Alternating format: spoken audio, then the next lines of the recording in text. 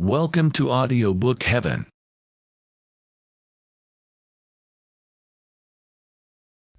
The Odyssey by Homer, translated by Samuel Butler.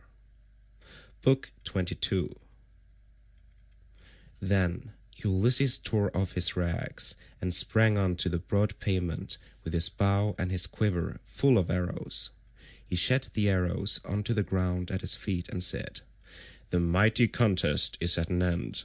I will now see whether Apollo will vouchsafe it to me to hit another mark, which no man has yet hit."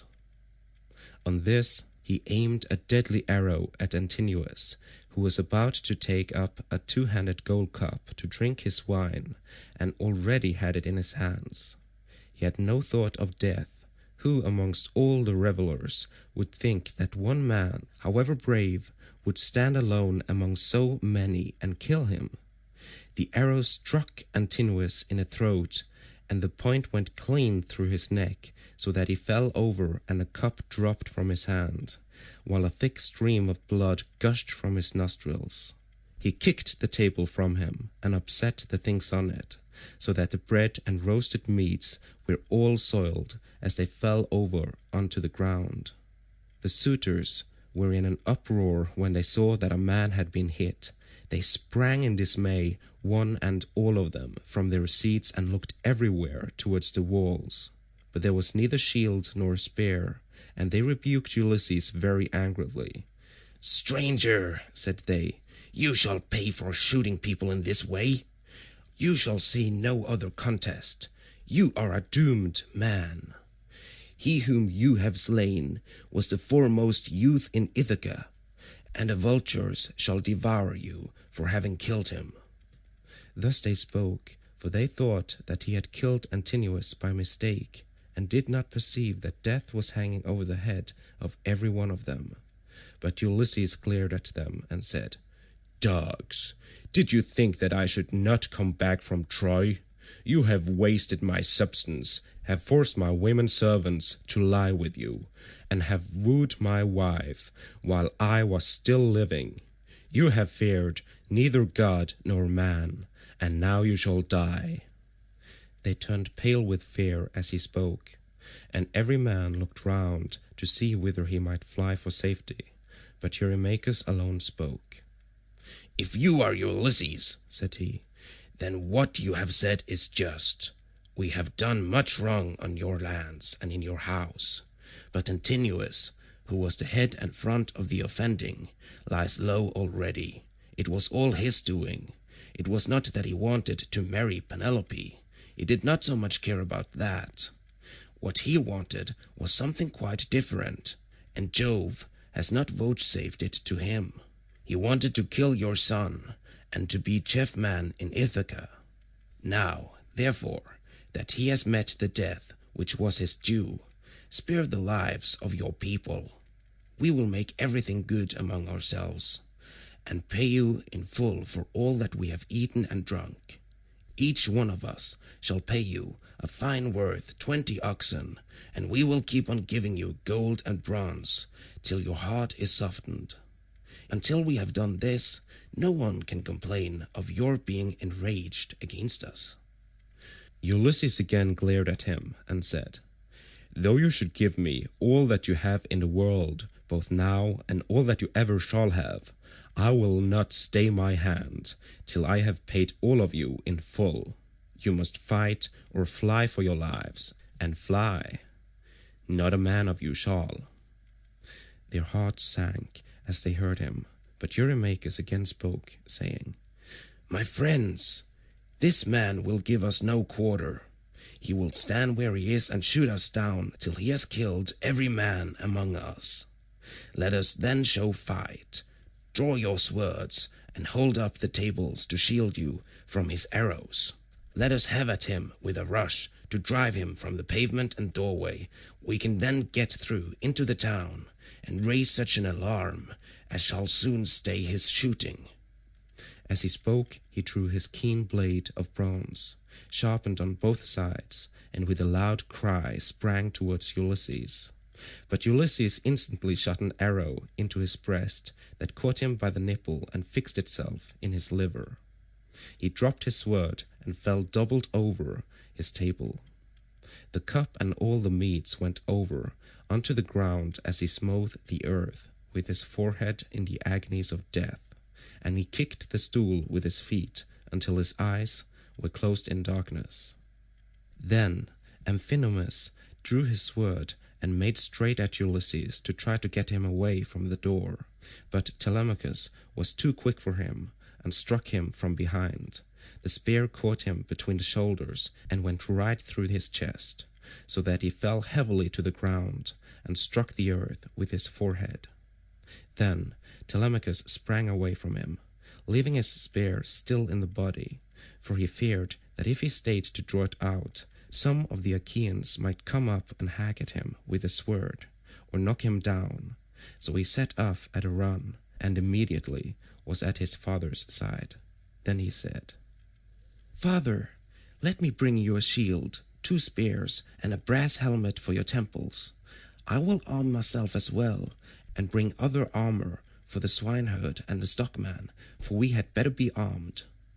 "Run and fetch them," answered Ulysses, "while my arrows hold out, or when I am alone, they may get me away from the door." Telemachus did as his father said, and went off to the storeroom where the armor was kept. He chose 4 shields, 8 spears, and 4 brass helmets with horsehair plumes.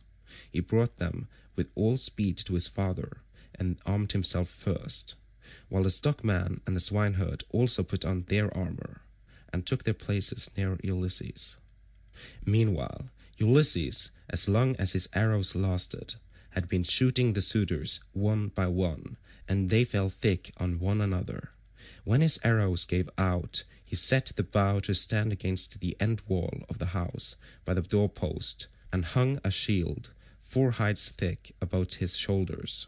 On his comely head he set his helmet, well wrought, with a crest of horsehair that nodded menacingly above it, and he grasped 2 redoubtable bronze-shod spears. Now there was a trap-door on the wall, while at one end of the pavement there was an exit leading to a narrow passage, and this exit was closed by a well-made door. Ulysses told Philoetius to stand by this door and guard it, for only one person could attack it at a time. But Agelaus shouted out, "Cannot someone go up to the trapdoor and tell the people what is going on? Help would come at once, and we should soon make an end of this man and his shooting." "This may not be, Agelaus," answered Melanthius. "The mouth of the narrow passage is dangerously near the entrance to the outer court. One brave man could prevent any number from getting in. But I know what I will do. I will bring your arms from the storeroom, for I am sure it is there that Ulysses and his son have put them." On this, the goatherd Melanthius went by back passages to the storeroom of Ulysses' house. There he chose 12 shields, with as many helmets and spears, and brought them back as fast as he could give them to the suitors. Ulysses' heart began to fail him when he saw the suitors putting on their armor and brandishing their spears. He saw the greatness of the danger, and said to Telemachus, "Some one of the women inside is helping the suitors against us, or it may be Melanthius." Telemachus answered, "The fault, father, is mine, and mine only. I left the storeroom door open, and they have kept a sharper lookout than I have.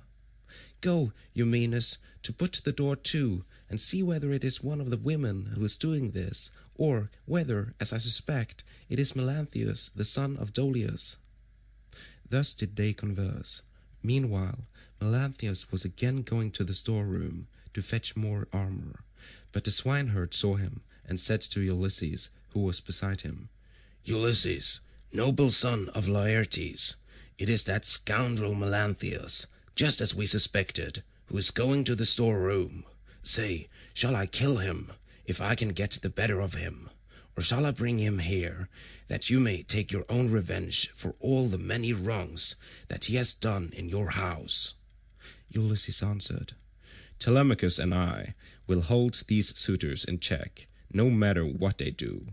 Go back, both of you, and bind Melanthius hands and feet behind him.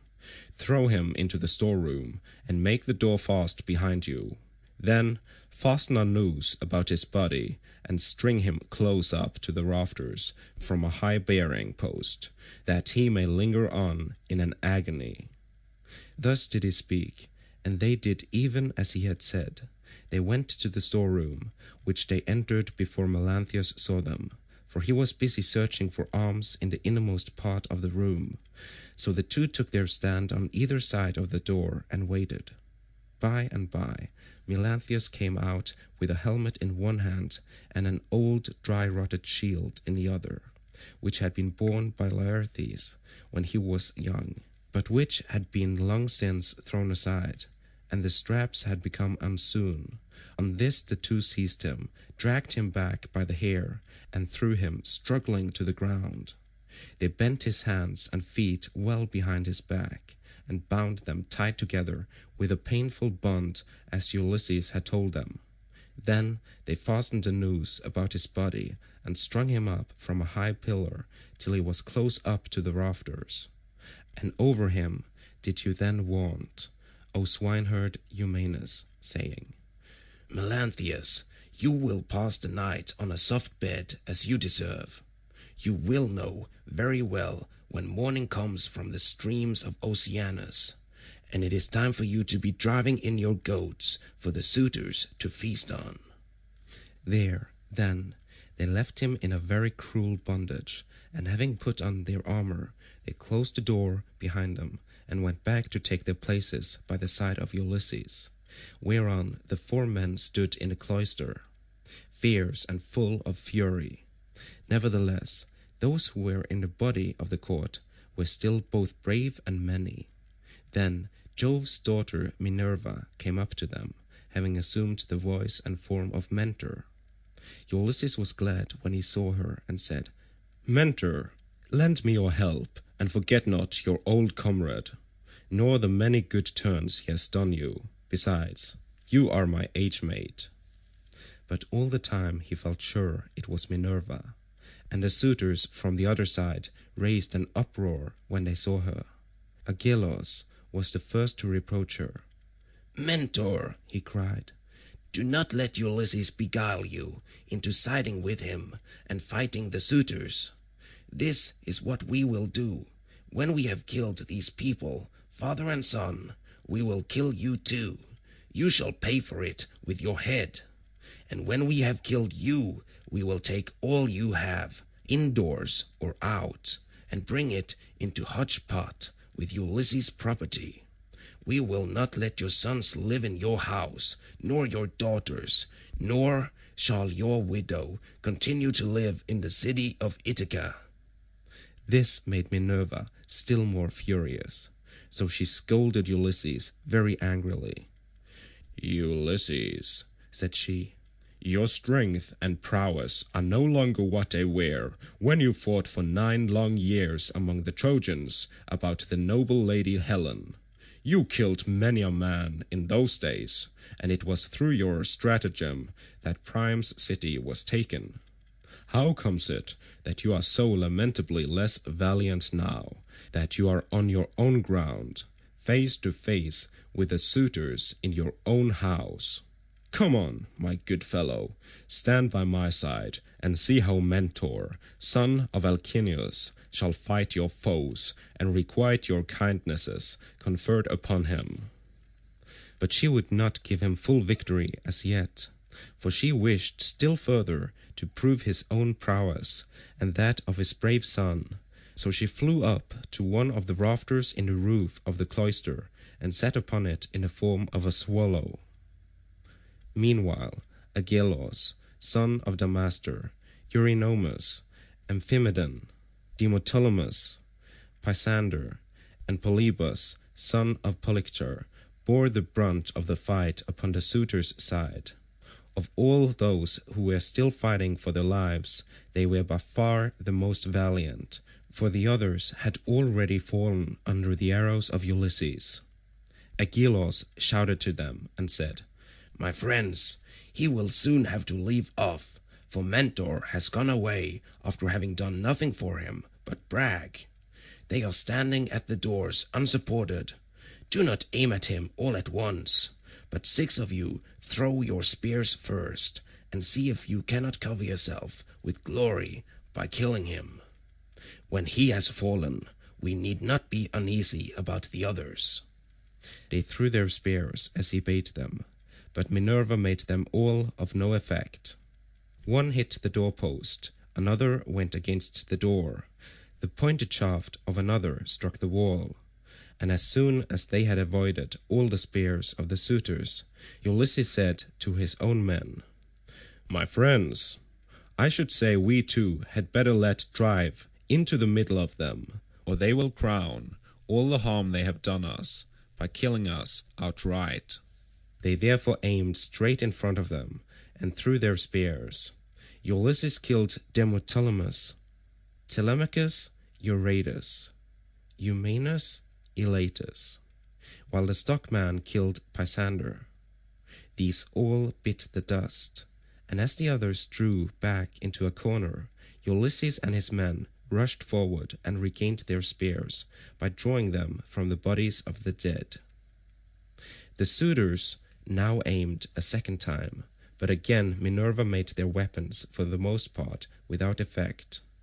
One hit a bearing post of the cloister, another went against the door, while the pointed shaft of another struck the wall. Still, Amphimedon just took a piece of the top skin from off Telemachus's wrist, and Ctesippus managed to graze Eumaeus's shoulder above his shield, but the spear went on and fell to the ground. Then Ulysses and his men let drive into the crowd of suitors.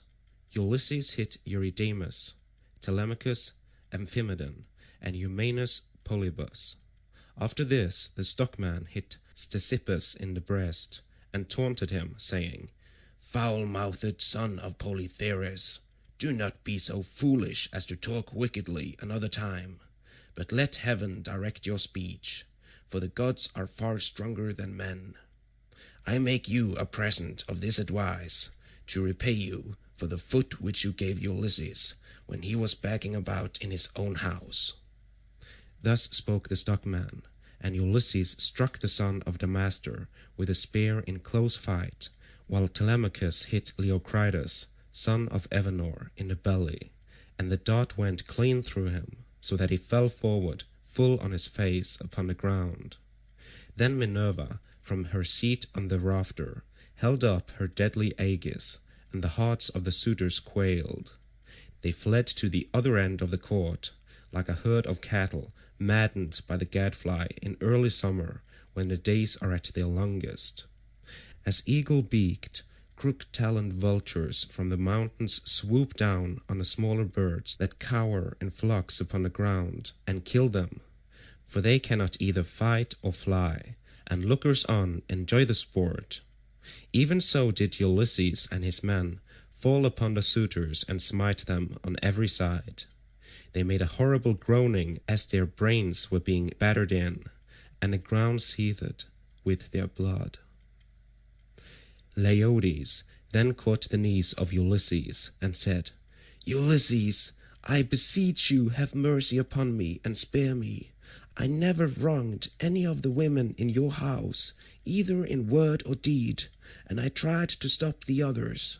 I saw them, but they would not listen, and now they are paying for their folly. I was their sacrificing priest.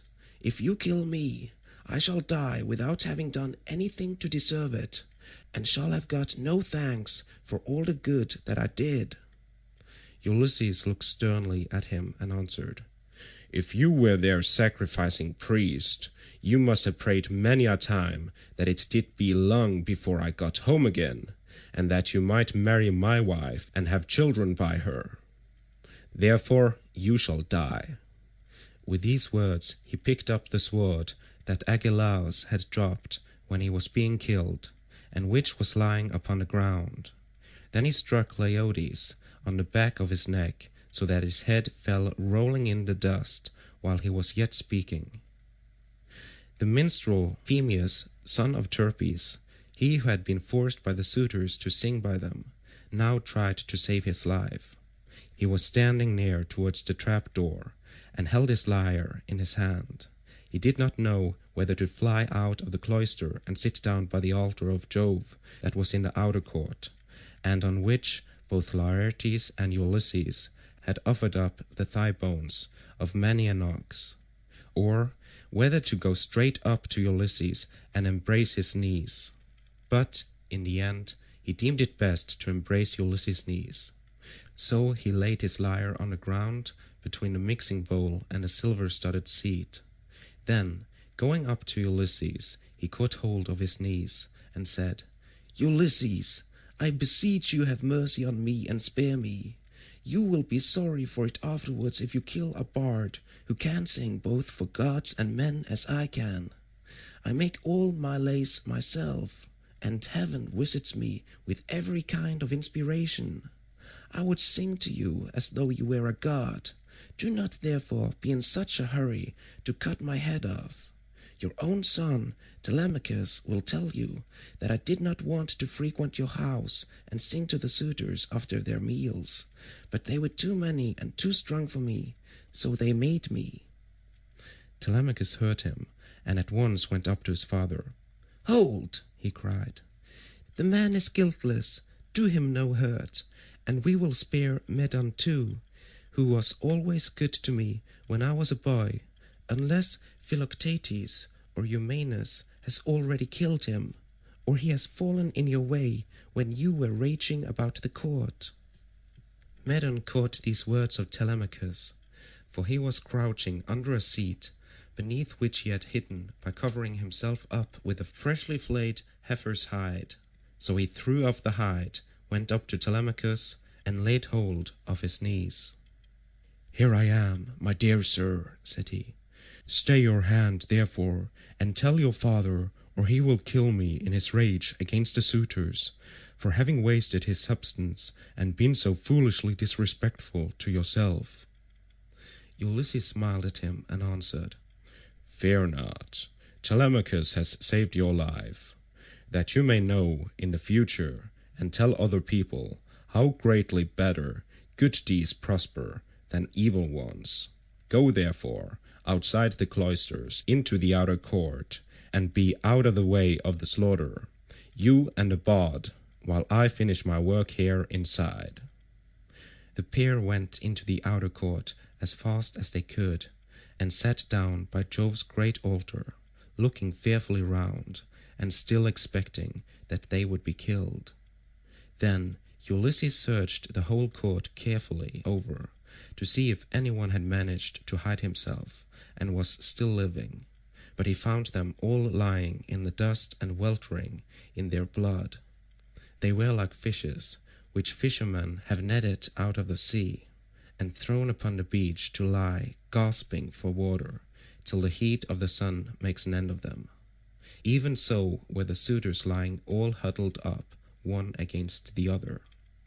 Then Ulysses said to Telemachus, "Call nurse Euryclea, I have something to say to her." Telemachus went and knocked at the door of the women's room. "Make haste," said he, "you old woman who have been set over all the other women in the house. Come outside, my father wishes to speak to you." When Euryclea heard this, she unfastened the door of the women's room and came out, following Telemachus. She found Ulysses among the corpses, bespattered with blood and filth, like a lion that has just been devouring an ox, and his breast and both his cheeks are all bloody, so that he is a fearful sight. Even so was Ulysses besmirched from head to foot with gore.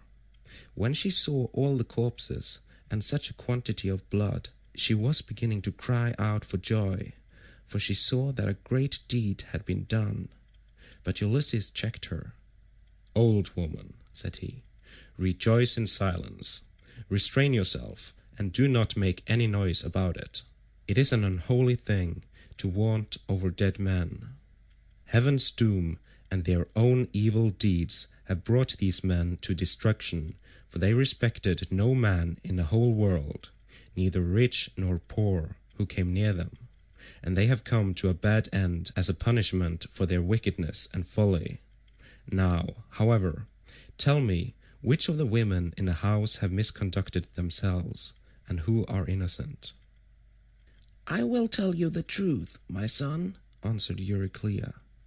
"There are 50 women in the house whom we teach to do things such as carding wool and all kinds of household work. Of these, 12 in all have misbehaved, and have been wanting in respect to me, and also to Penelope. They showed no disrespect to Telemachus, for he has only lately grown, and his mother never permitted him to give orders to the female servants. But let me go upstairs and tell your wife all that has happened, for some god has been sending her to sleep." "Do not wake her yet," answered Ulysses, "but tell the women who have misconducted themselves to come to me." Euryclea left the cloister to tell the women, and make them come to Ulysses. In the meanwhile he called Telemachus, the stockman, and the swineherd. "Begin," said he, "to remove the dead, and make the women help you. Then get sponges and clean water to swill down the tables and seat. When you have thoroughly cleansed the whole cloisters, take the women into the space between the domed room and the wall of the outer court, and run them through with your swords till they are quite dead, and have forgotten all about love and the way in which they used to lie in secret with the suitors." On this the women came down in a body, weeping and wailing bitterly. First they carried the dead bodies out and propped them up against one another in the gatehouse. Ulysses ordered them about and made them do their work quickly, so they had to carry the bodies out. When they had done this, they cleaned all the tables and seats with sponges and water, while Telemachus and the 2 others shoveled up the blood and dirt from the ground, and the women carried it all away and put it out of doors. Then, when they had made the whole place quite clean and orderly, they took the women and hemmed them in the narrow space between the wall of the domed room and that of the yard, so that they could not get away. And Telemachus said to the other 2, "I shall not let these women die a clean death, for they were insolent to me and my mother, and used to sleep with the suitors." So saying, he made a ship's cable fast to one of the bearing posts that supported the roof of the domed room, and secured it all around the building at a good height, lest any of the women's feet should touch the ground, and as thrushes or doves beat against a net that had been set for them in a thicket just as they were getting to their nest, and a terrible fate awaits them. Even so did the women have to put their heads in nooses one after the other, and die most miserably. Their feet moved convulsively for a while, but not for very long. As for Melanthius, they took him through the cloister into the inner court. There they cut off his nose and his ears. They drew out his vitals and gave them to the dogs raw, and then in their fury they cut off his hands and his feet. When they had done this, they washed their hands and feet and went back into the house, for all was now over. And Ulysses said to the dear old nurse Euryclea, "Bring me sulphur, which cleanses all pollution, and fetch fire also, that I may burn it, and purify the cloisters. Go, moreover, and tell Penelope to come here with her attendants, and also all the maidservants that are in the house." "All that you have said is true," answered Euryclea. "But let me bring you some clean clothes, a shirt and cloak. Do not keep these rags on your back any longer. It is not right." "First, light me a fire," replied Ulysses. She brought the fire and sulphur, as he had bidden her, and Ulysses thoroughly purified the cloisters and both the inner and outer courts. Then she went inside to call the women and tell them what had happened, whereon they came from their apartment with torches in their hands, and pressed round Ulysses to embrace him, kissing his head and shoulders, and taking hold of his hands. It made him feel as if he should like to weep, for he remembered every one of them. End of Book 22.